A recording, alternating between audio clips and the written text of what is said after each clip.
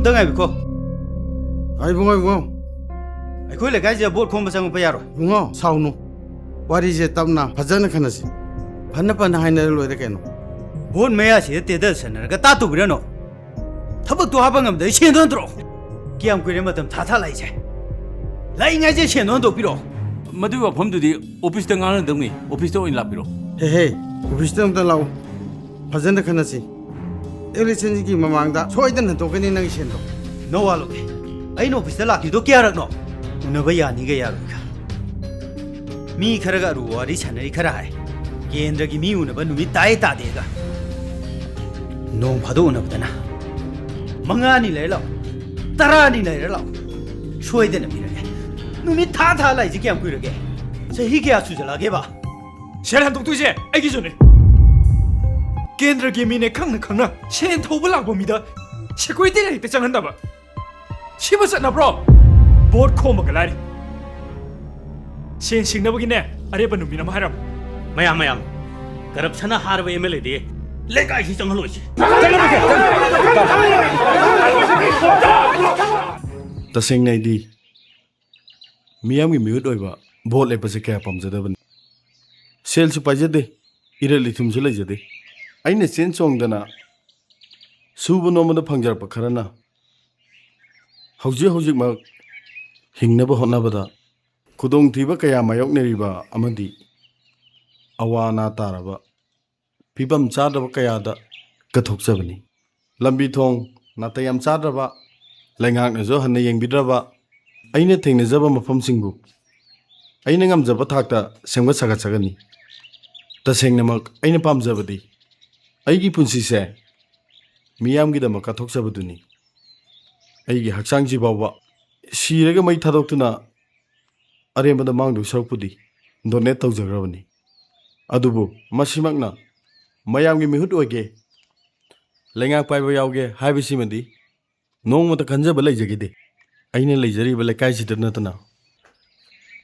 केंद्र सिदा लेबिरिबा लेकाई अहल लमन कया मरुक मपंग कयाना हनकी मिखलसिदा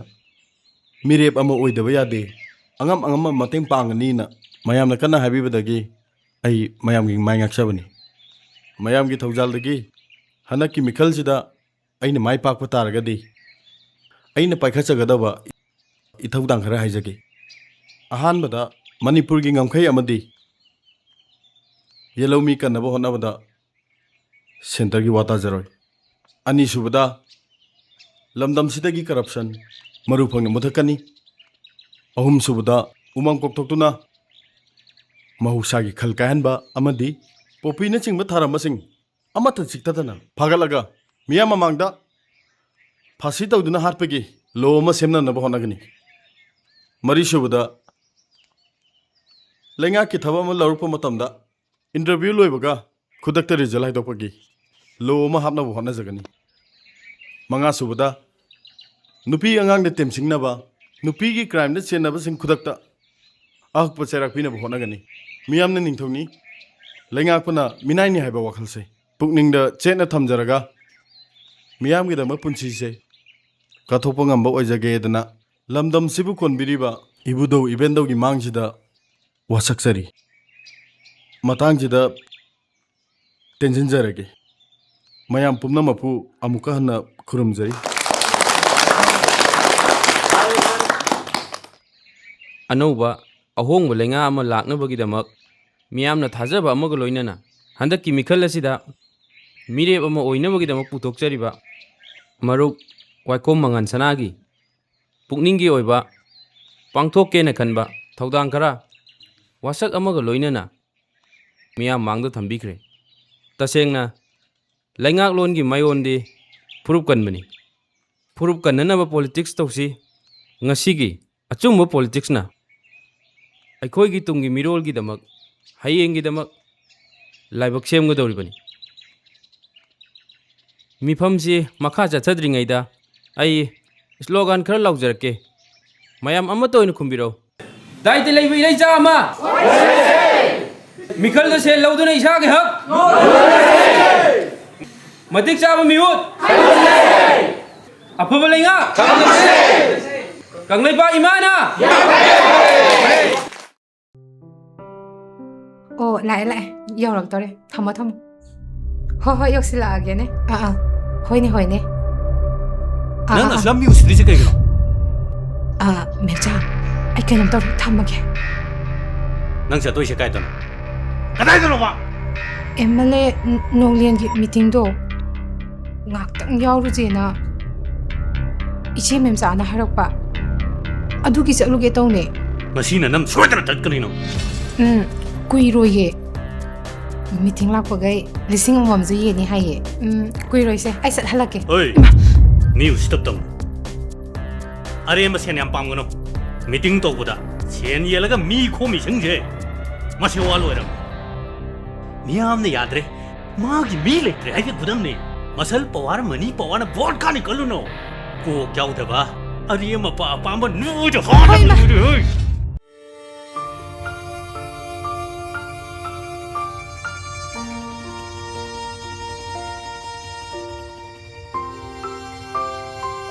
ꯀꯩꯅꯣ ꯍꯥ ꯆꯥꯁꯤꯕꯨ ꯊꯛꯅꯤꯡꯗ꯭ꯔꯕꯣ ꯅꯪ ꯆꯥ ꯂꯣꯜꯂꯛꯄ꯭ꯔꯥ ꯑꯩ ꯊꯛꯅꯤꯡꯗꯦ ꯇꯣꯝꯕ ꯃꯤꯈꯨ ꯆꯥꯝꯕ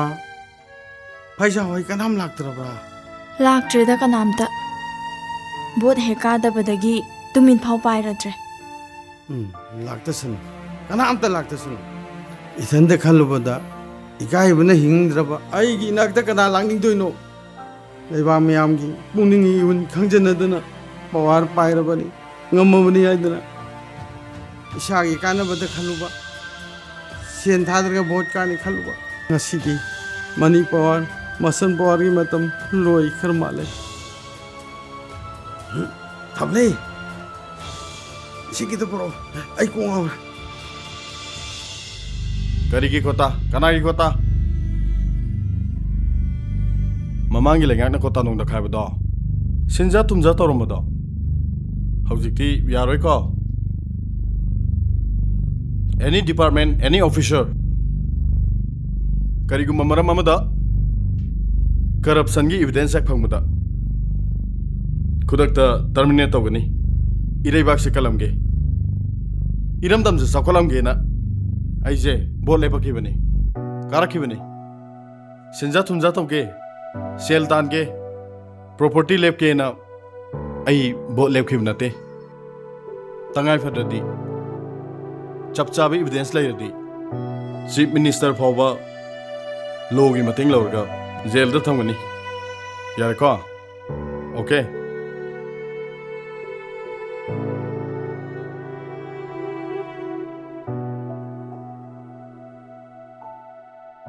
सर अमता संगिरके ए मामा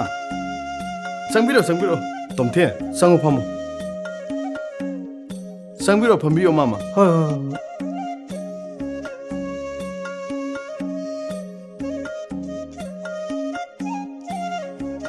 मिंग अदुम कबियो सारगा कोबिनुदो मामा अदो कई तानजिगे मामा ऐसु ताननिंगाय लेतेदा इमा के थबक थोरम कयासिदा पेमन यदना थागलुगे लाइनी हाइबेरिसिबु कई मतांगिनो तै लाइनी हानेगी एमएलए मिनिस्टर जिंदुदी ऑफिस दा क्वार्टर दा उनब चपदा उनब यानी यारोय निमित थोई थोके गाना याम तोई नंग सिदा लाकोसिदी अथोंग फ्री ओइगरे है सिदे की हौगरे मामने थागनिंगबा मियामगी पाखोलोय ओइगे मियामगी सेवा तौजगे ना हाइजरुबदा मियामना नुक्सिबिदना अयाबा पिबिदुना थागतपिरक्तना मियामदुदा ओनसिलगा उनबा यानिगा यारोगे तौरिबा मिदुदी मसागी मथौ तौबिमल मसक खंगदबा मी हाइदुनी अदा तोमथिंगी थबक्तुदी कमाय तौरे सेलेक्शन तौरे तमो मधुगी हराव मंदना इंजांग नापीगा पुर लाइने तमो ओ फरे फरे फरे सेन सिकी तिंगदना इचाना चेन चोंदना होने जरगा माई पाकपसे मुक पेंजबा लेत्रे सुमाइना सेंजा थुमजा लेतना थबक खुदिमक तौनरदी अखोइगी लमदमसे चाखुब लमदम सोय ओइरनी नमागने सखिबा वासक्ति थबक ओइने पांथोकनी मामा ममांग द वोट कागिबा एमएलए मिनिस्टर सिंगना मोइना सखि वासक सिंगदुदी अमता ngakhide वोट कान नबगे मिनम वाच ngato ओइ लेरमे मधुगी महई लेमना मांगोय हौजिक फंगनबा हौरेदना लेमना थारोय एक्शन येंबियु वाइसिंगसे नमाकना थबक ओइना उच्चरंगे मामा मंगोलोयु इबुंगो मंगोलोयु अखोई केंद्र सिगी यूथ सिंगना अनौबो लांगोंगी मिखल हाइबा थीम असिदा मास कैंपेन चथदुना मतम सांगना पंगददना लेरमबा मियाम मिट पांगहंदुना अनौबो लैंगाक अमा सेमबदा अचौबो थौदांग लौबिबगीदमक्ता केंद्र सिगी यूथ सिंगबु हाइनिंगाय लेतना थागत फोंदोकचरी वोटर लिसिंग कुनगा तरे लेबा अखोई केंद्र सिदा हंदकी मिखल अदुदा अखोई मयामना मिरेप ओइना पुथोकचबा अइगी मरु वाइखोम मंगाल सनाना महाकी लंबा ओइबा हानिकी सिटिंग एमएलए दगी वोटर लिसिंग कुन हेंदुना माई पाक हाइबजे लेबाक मियामजे मिकअप थोए हाइबगी खुदम ममन वोटर सिंगदा सेल अमता येंजकिदे वोटर सिंगना अंगम अंगम मतेंग पांगनरखिबा गाक्तनी हौजिक मिनिस्टर ओइरबा इकाई कुनजरबा अइगी मरुप मंगाल सनाना अखोई केंद्र सिखक नतना मणिपुर पुंबगी मियामना तारामना ओकबगी थौरम लेप्तना चथरी मसिमक महांगना अतेम मतम खरसिदा लौरैबा थौदांगसिंगबु पेनबीबगी हौजिक लैंगाकी थबक अमा तौबु मतमदा सेंजा तुंजा लैरमबदु मुटबा होरे इसागी लमदम इसाना गाक्चगदबनि सेंटरगी याथम ngaibagi mathau tadi दिल्ली की मखादा अखोई लैगदब नते हाइबगी वखलोन अदुदा पांगथोरक थबक खुदिंग अखोई मयाम सोबथोम थोई अमदी माई पापजु ओइरजनु हायरगा अई मतंग सिदे टेंशन जेरी लेकाई सिगी क्लब के प्रेसिडेंट ऑनरेबल मिनिस्टर बो ओकपगी थौरम असिदा ममल यामबा वाहे खर थंबियमगिदमक्ता थागत फोंदोकचे मथंगजिदी लेकाईजिगी मैरा पाइबिगी सेक्रेटरी ओइबिरिबा इदोमचा लैमबु पुंगनिंगी ओइबा वाहे खर थंबिनबगिदमक्ता नोलोबना निसिंगजरी अहानबमक्तदा लेकाई असिबु कोनबिरिबा इबुदो इवेंट तौबु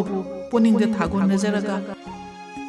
मयाई ताकमंद लेंचिनबिरिबा पुनमपु सुपचनजरगा इकाई कुंदबु उचरी मयाम पुनमपुसु इकाई कुंदबु उचरी खुरुमजरी अनौब लेंगाक अमगिदमक मियामना थागतजरीबा ऑनरेबल मिनिस्टर इसा मंगाल सना अइगी पुनिंगदा मतिक साबा मिरेप अमनि खंजै इसागी मतौबु लमदम सिदा लेंगाक पाइबदा याविरिबा मयामना तमजबा ओइरसन इसा मंगाल सनागुंबा मिरेप गाक्तो ओइरबा मतमदा अखोइगी लमदमसे यामना साखतपा ओइबदा नतना फुरुप अमतना लैबाक सब थुगाइना बहनरप ngамoi हाइजनिंग आई वाही खरा हाइजरके मयाम अमत खंबिरो इसागी इरमदम इसाना अनौब लेंगाकी दमक मंगाल सनागुंबा मिरेप मसागी ओइजबा थादोक्तुना लैबाकी दमक कथोपा मंगाल सनाना